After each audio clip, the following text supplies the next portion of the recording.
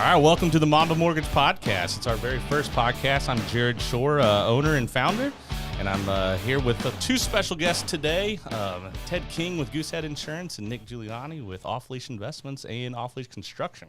Yeah. Both. Well, welcome, guys. Thanks for joining us today. Thanks for having me. I didn't realize that this was the first episode. I didn't either. This is episode 1. All right. I actually think I got to bring you on because I think I was your first guest on your guys' podcast. I think you were. I if my memory serves me right, I think I was. So, yeah. We'll return the favor. Well, hey, I appreciate it. Thanks for inviting and thanks for thinking of us. Absolutely.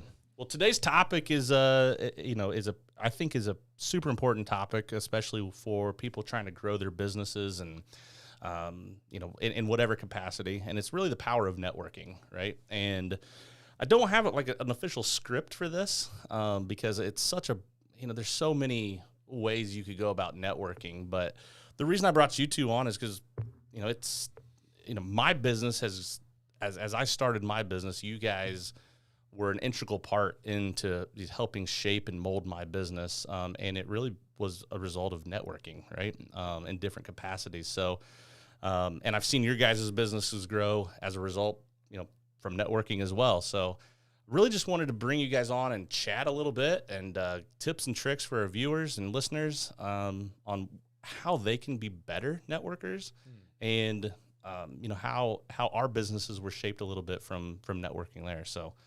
That's kind of the topic today, and we just want to kind of delve into that a little bit. So, I think we're ready to talk about that.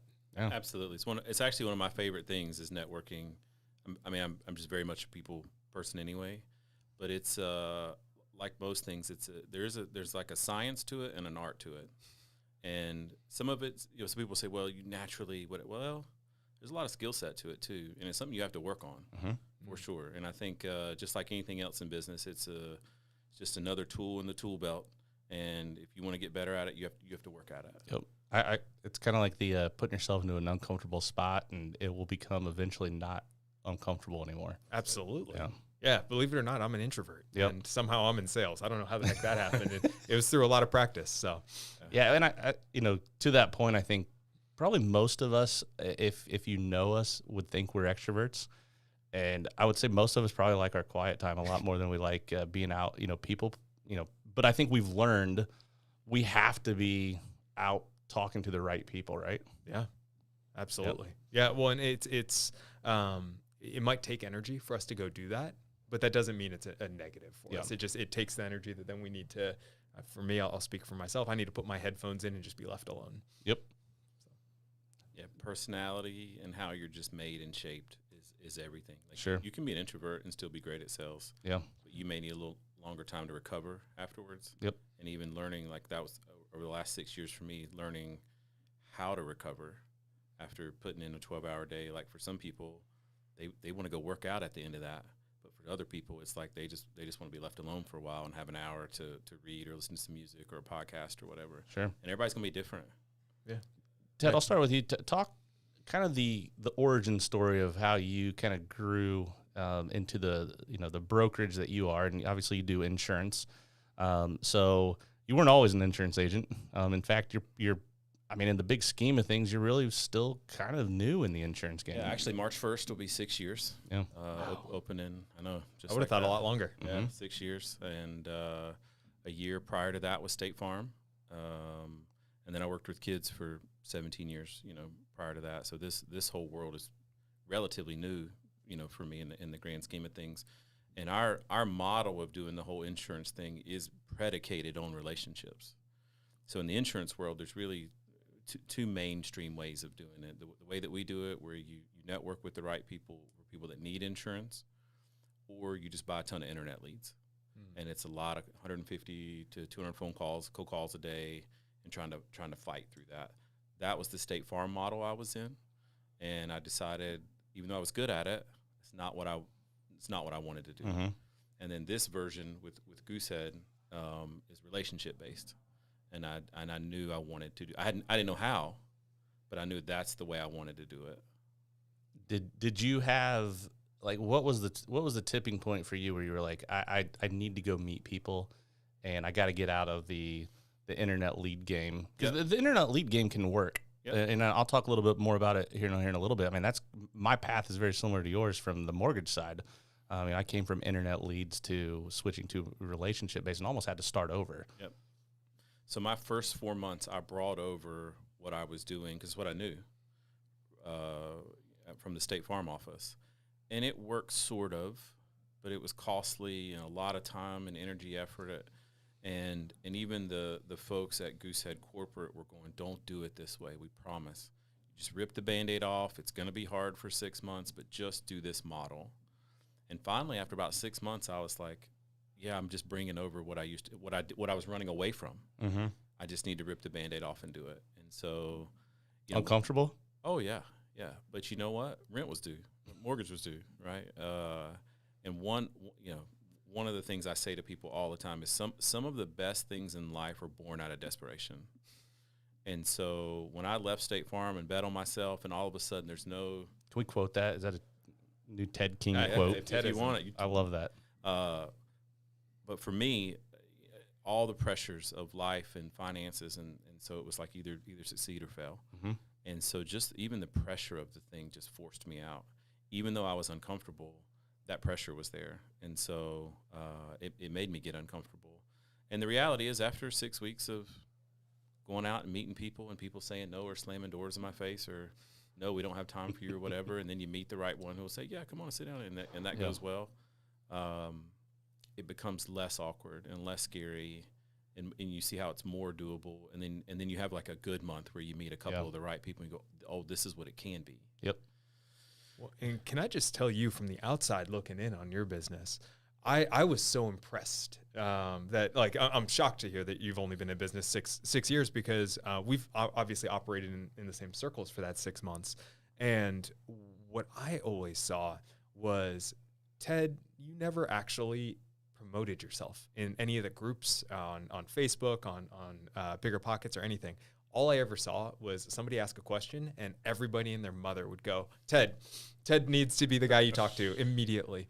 And I think that really shows from a high level how important the networking side was. You built the relationship such that people were willing to throw your name out there. You didn't have to go and earn that advertising or spend money on that advertising. Right. That was all earned based on the relationships you had made up to that point. Yeah, you only get one chance to make the first impression, mm-hmm. and you need to work really hard at it. Yeah, I'll tell you the first impression. I not our first interaction, but our first interaction with a client, because I had an insurance guy, and we can talk more about the story of when we first met. I almost said no, like I almost was like, no, I don't need an insurance guy, right?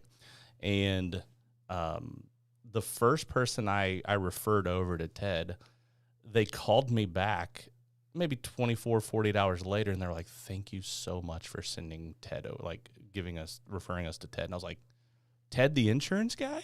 And they're like, he's the best. Like, he's amazing. And I'm like, we're talking about Ted, right? And they're like, and I was like, how much did Ted pay you to call me and tell me that? And then the second guy actually did the same thing. And I realized then and there, it was different, right? And for me to be able to say, hey, go talk to this guy, he's going to treat our clients as good or better than what we're treating them, it's priceless, right? Well, that's the other thing. I think when you're newer in a business, you don't really realize it.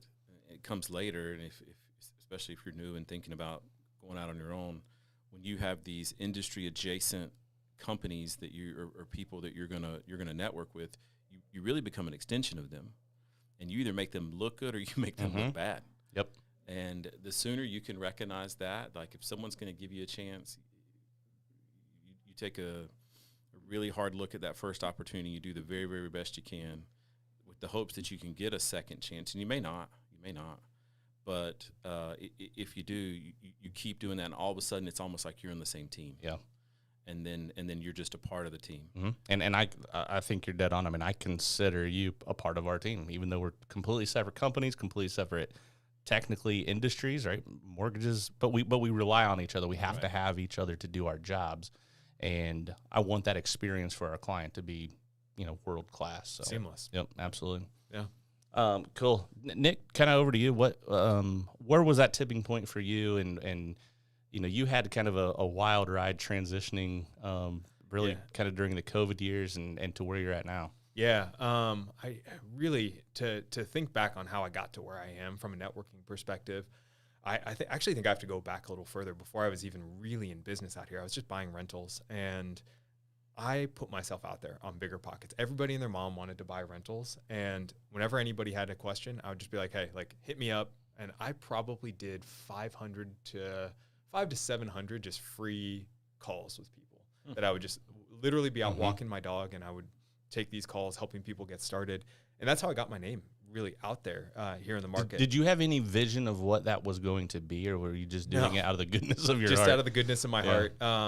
Didn't know what I didn't know at the time. And I had been screwed over by enough people here in the bad people here in the indie market that I wanted to help people avoid that. And so I would always follow it up with, hey, like, let me know how I can be helpful. Here are my recommended people.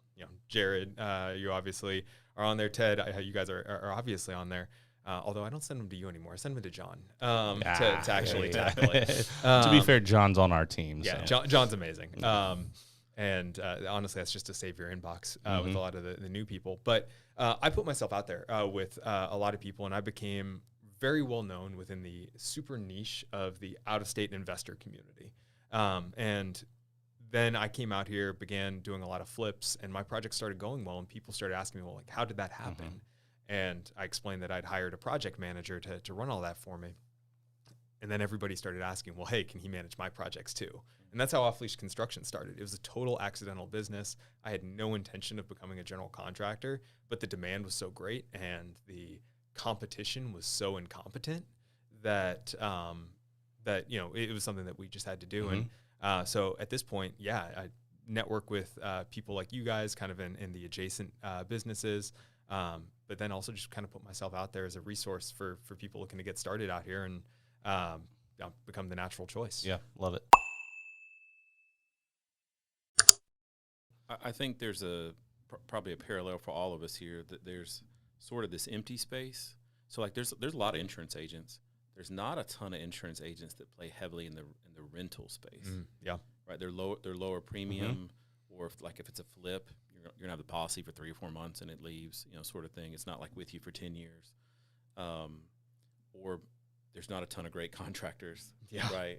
Or there's not enough people doing enough loans or having a portfolio of loans, right, in that space.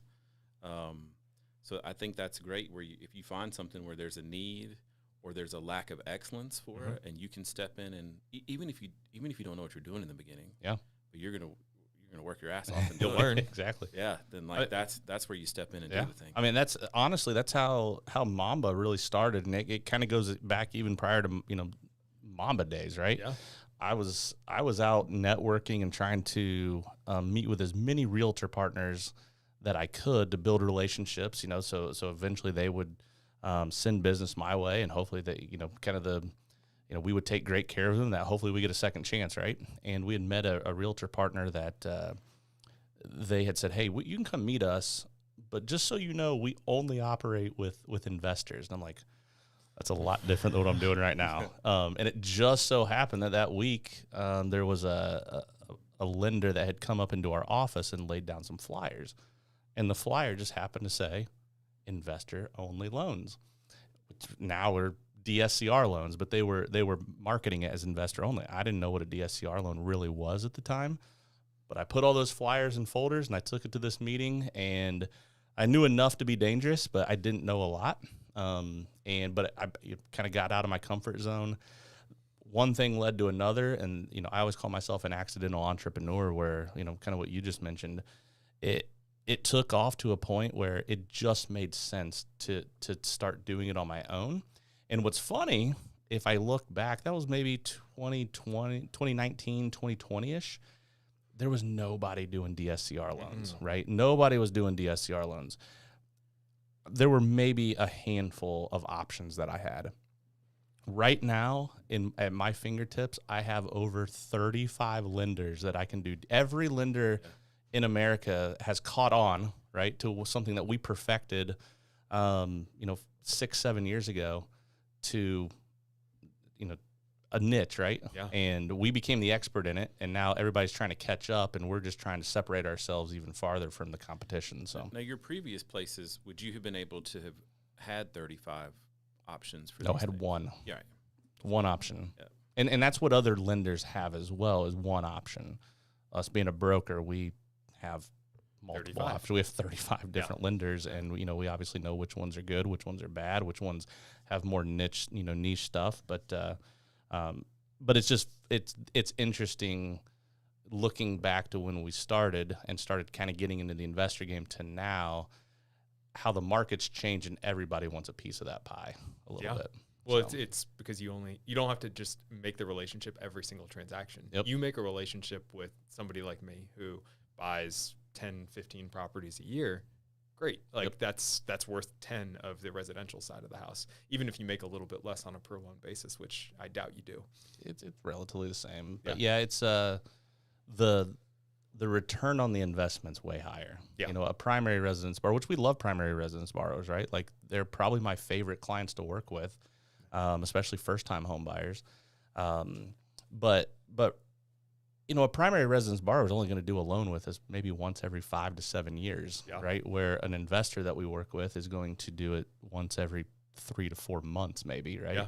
And so, for us, it made sense business-wise that we can do multiple deals with one client, and that relationship actually becomes more solidified because we did a good job for them. We get a second chance. We do a good job for them a second time, third, fourth, fifth, and now they're part of our team too, or we hope that we're part of their team as well.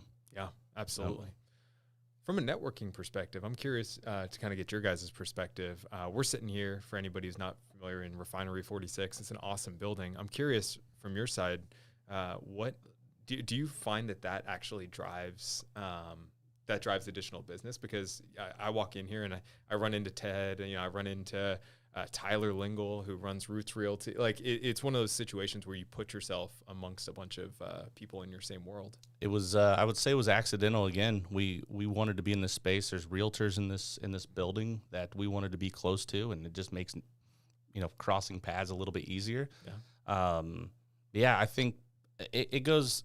You can put yourself in the right space, and you can put yourself around the right people. Yeah. And I think with this space for us, if you haven't been here, Refinery 46 down at 46 and Keystone, just north of Fairgrounds, and it's centralized. Awesome. It's a really cool spot. We just, before this recording, we had 30, 40 people in doing a lunch and learn about appraisals, and the interactions are great, and that leads to more connections and just trust. And so, this space for us was really cool. And, there's the irony around, you mentioned Tyler and the building owner here and some things we had no idea, but there were just connections here that just made it, solidified for us that this was the right place for us to be. Yeah. So when you started Mamba, how did the existing relationships that you had, the networking that you had built, help sort of push you towards that, to get you out of that thing I experienced 6 years ago to go out and bet on myself? Like how instrumental was that into you, and what does your circle look like now versus 4, 5, 6 years ago maybe? I think our circle's grown because of it. Anytime you're doing it on your own, sometimes it gives a lot more credibility to, you got a lot more stake in the game, and one, it raises the stakes for us to make sure we're performing at a high level. So I think it's grown our network, but I say people don't buy Mamba Mortgage, right? They're buying because the relationship that they have with me or any of the other loan officers on our team. So Mamba's just a tool, right? For us to be able to have those multiple options and things that other people don't have in our industry. But it's all about that relationship. Like Mamba just made sense business wise, and it just got to a point that it wouldn't work any other way for us, not to kind of branch off and do it on our own.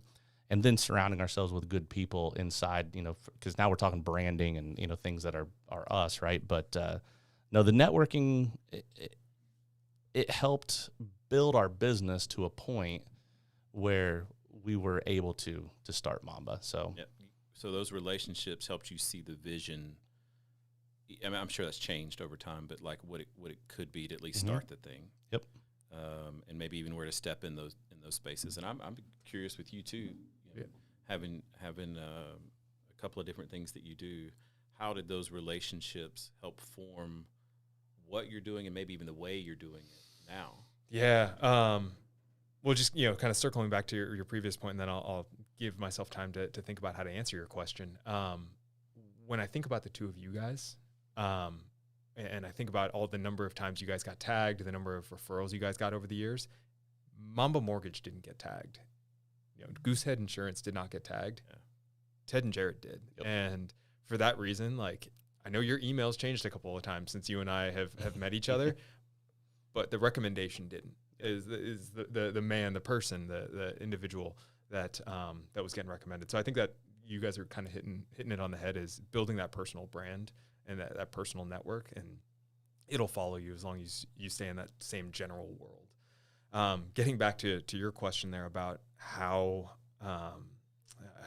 my network has kind of shaped what I've done.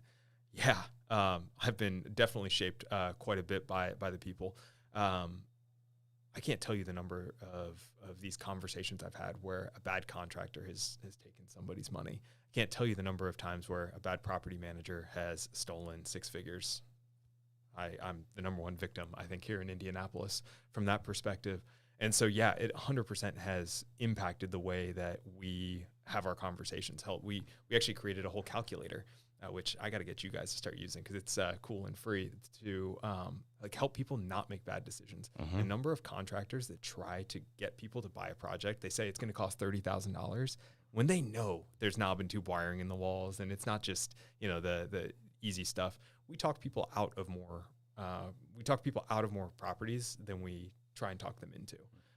We have office hours every Tuesday just to help people come and bring us a deal. We'll help teach you how to analyze a deal appropriately, how to look at those photos and be like, that's not 50, that's 150, try again.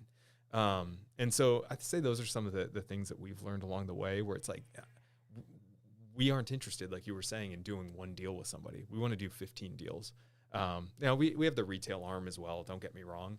But from an investor side, we're not interested in winning on one deal with somebody and just change ordering them out the wazoo. Yep. How does, and this kind of for anybody to answer here, I guess, how do you, from a networking perspective, use other people's network to grow your network, right? And it feels selfish, right? I'll give an example. When Nick was kind of starting, I'll call it the consulting side of what you do. You had classes, you were teaching, some network or some investor specific to Indianapolis, how to invest in Indianapolis, right? To a group of people. And you had brought me on to teach some of those classes. And for me, that was huge because we gained clients from that, right? It built trust for us using your people, right? Mm-hmm. And so how do you strategically use other people's networks to build your business? I'll go first. I'm sure Ted has some thoughts there. One of them is you ask. You continually, I should come to you regularly and be like, all right, how do I become your preferred contractor? How do I help talk people into making smarter investment decisions? Teach me your side of the house so that I can make you more effective at what you're doing so that you can get those loans across the finish line. And then eventually refi it into a DSCR on the back end or whatever that ends up being. I think if you're not asking for it, you're probably not going to get it very frequently. Yep. It'll occasionally happen. I think that you didn't ask me to come on there. I just trusted you as an industry expert, and you constantly gave. So I was like, all right, here's an opportunity to help him while simultaneously benefiting myself. But there's got to be a mutual value add, right? Absolutely. It can't be all take. No, I can't just ask you, hey, can you just send me all your referrals? It's all right, how do I help get that over the finish line to make it a better process for you? Yep. But there's also got to be some trust there too, right? Like you got to trust that I know what in the world I'm talking about, and that I'm going to treat your clients right, and vice versa. And it kind of goes back to that team thing, right? Absolutely. Yep. Yeah, I think asking is huge. I know when I first started, I did feel a lot like when I would come into a loan officer shop, and I was kind of doing like, please, sir, whatever. I'll just, And then there was this moment that sort of it changed for me. That there was this 4-legged table for the closing table that you had to have like the realtor and the loan officer and the title company, and this is where the insurance guy needed to be. And then it was more like here's the value I can bring to what you're already doing. And then if there's spaces of your network and people around you that could also benefit from what I do, then it would make sense. Yep. I think the other part that I think is so big is you look for people who kind of like you and you like them. Yeah. Like one of the best parts about what I do is the people that I work with, because we all like each other. And there are plenty of people throughout the years I've helped who we probably wouldn't hang out and have a beer together. So maybe we don't do a ton of like bourbon together. Maybe we're not doing them over and over, but there are people you just sort of you click with. Yeah. And they become part of your team. And so I think you look for that natural sort of just chemistry, if you will, the friendship, camaraderie. Like-mindedness is probably a good word there. Yeah. And then not being afraid to see where your seat at the table is. Mm-hmm. And then you walk in with some confidence going, I'm supposed to be here. You may not know it yet. Yep. But I'm gonna help you do what you're trying to do, and I'm gonna bring a value add to your thing. Well, I can tell you when we met, one of the things that sticks out the very first time we met was, or even before we met probably, was your LinkedIn profile. Which is super strange to say, right? But you're especially for intro, right. but I remember looking at your profile, and it had nothing about, hey, here's what I do, here's what Goosehead does, here's what Ted is. It was all, I help realtors, I help lenders grow their business. Yep. And I was like, I've never had an insurance agent present it in that way. And immediately I was like, well, my business needs to grow, so I think even before we met, you were providing value add to where now it gave you the authority to come in and say, hey, give me business. Yeah. Well, and I think what you're kind of all talking about here is the, jab, right hook situation where it's, give, and then you make the ask. Yep. Eventually. And because otherwise, what's the point of networking? Yeah. If you're not going to ask for the business, right, you're spending time and spending energy on something that you're not going to get anything out of. Yeah. I'm curious from your guys' perspective, how do you guys approach your networking? Because it's not something that comes naturally to me. It's something that if, like I said, you leave me alone and I'm just going to put my headphones in. So for me, for instance, I have a to-do list item that every single day I need to reach out to one property management company. I need to reach out to one person in my network that I haven't talked to in a while and just, say, hey, what's up? Mm-hmm. I'm curious how you guys approach that. So when I first started, kind of, left the online lead game to get into the networking game. It was, I'll meet with anybody. I don't care. It's a numbers game at that point. And hopefully I click with somebody enough that we become, friends and we get a second date, and then a third date. And then, hopefully we're doing business together by that point. Now that I've got a big enough network, now it's maintaining those relationships, mm-hmm. right? And it's growing those relationships stronger. Like Ted and I don't need to meet once a month, right? Like we can meet once every other month, and it's like we never, we're best friends, right? But we have a pretty structured week where, on Mondays, we're calling all of our referral partners and just, giving them an update, checking in on them. How are they doing? Inviting them to things. Hey, do we need to catch up with coffee? Whatever it may be. So having a structured weekly, daily tasks, and you don't have to call, all your people, but the ones that you probably need to touch the people that you're trying to build that relationship more than the people you already have a really, really strong grasp with. For me, I just ask. After we've done a couple of deals together or something, I'll go, what do you like? Do you like grabbing lunch once a month, once a week, coffee? Do you want me to just come see you at Christmas and bring you a present, take good care? Because everybody's different. Yeah. There are some people I work with that go, man, I'm too busy. Just keep taking care of my people. Keep doing a good job. If you want to come by at Christmas, bring me a bottle of Weller's, and I'll take one of those too. And then maybe we can hang out some other time. But otherwise, like I'd love to go to coffee once. I just don't have the time for it. And then other people are kind of like, man, yeah, come on, let's every 2 or 3 weeks, let's go grab breakfast or something. Yep. And those are the people that aren't doing a lot of business, it seems like.